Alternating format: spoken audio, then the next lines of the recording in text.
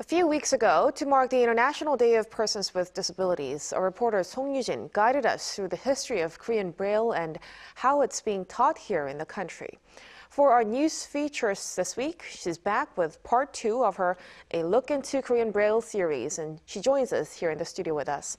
Welcome, Yoo-jin. Great to be here, Mok-yeon. So, Yoo-jin, what do you have for us this week?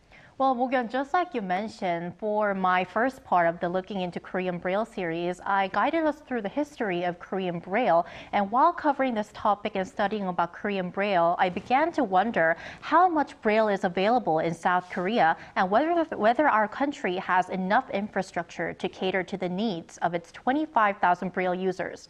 So I decided to go and find out. Here's the full story. Just like any other commuter in South Korea, Han Hae-kyung takes the subway and bus to and from work every day. But because of her visual impairment, using public transport is not always easy. It's really hard to ride the bus because we don't know which bus has arrived, where the card reader and the exit door are.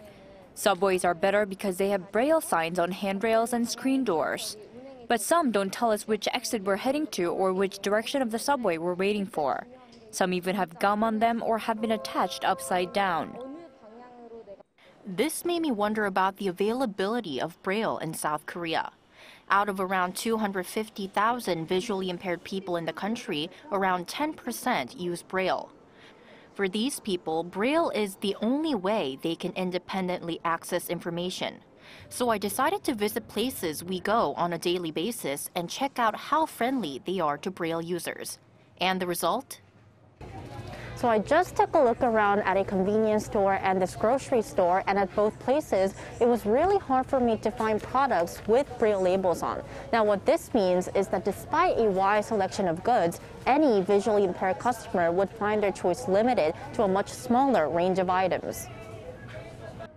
Apart from some food, drinks, and medicine, no other products were available in Braille, even necessities like sanitary pads. But items that did have labels in Braille had problems. In terms of food, only instant cup noodles and rice from certain brands had Braille guides. Some labels were really shallow to touch and understand. Most Braille signs on beverages lack detail. On cans of soda, it just says beverage or soft drink. On beer, it said only that, beer, and not which brand it was.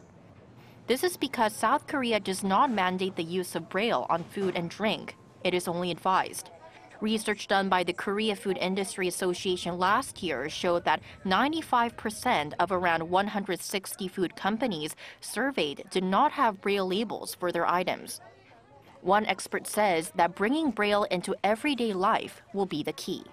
So please make Braille mainstream. Just don't make it something for university textbooks, use it on jewelry, use it on playing cards, on Scrabble, use it in recipes that goes on bottles of sauces for us. Through these efforts, South Korea can become Braille friendlier. Right, Yoo-jin. So like I've seen right now, you've certainly met a lot of people and visited a lot of places. So did you find the answer to your question? Is South Korea Braille friendly? Well, Mok-yeon, my answer as of now is that we're on our way to becoming friendlier. Now, the president of the World Blind Union that you just saw in my report said that South Korea is actually doing a good job in terms of its Braille availability, especially in producing devices such as the Braille display. But after taking a look around myself, I felt that there is a long way to go because most items did not have Braille labels. And also, signs on public transport lacked details and had maintenance issues. And these problems, they need to be addressed right away because without Braille signage for the visually impaired, it's like walking around a world without words. Right. Then what about now? What kind of efforts are being made right now? Well, the good news is that noticeable positive changes are being made. To give an example, from 2024, an amendment to the Pharmaceutical Affairs Act will take effect, which mandates that all medications that can be bought without a prescription will need Braille labels. And there's also a pending legislation that requires food and cosmetics to include these Braille signs and labels as well. Right, that will definitely be a big help. Let's hope for more positive changes in the Braille system to be made in the future. Yoo-jin, thank you so much for your report tonight. Thank you.